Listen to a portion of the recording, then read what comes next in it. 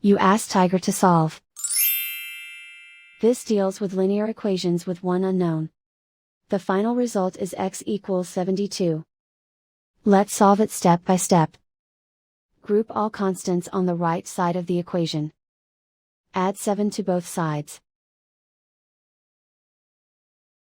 Simplify the arithmetic.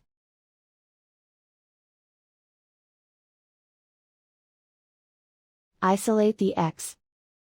Multiply both sides by 6.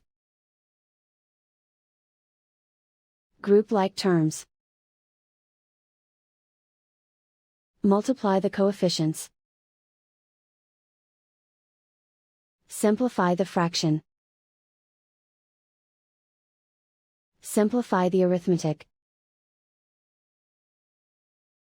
And so the final result is x equals 72.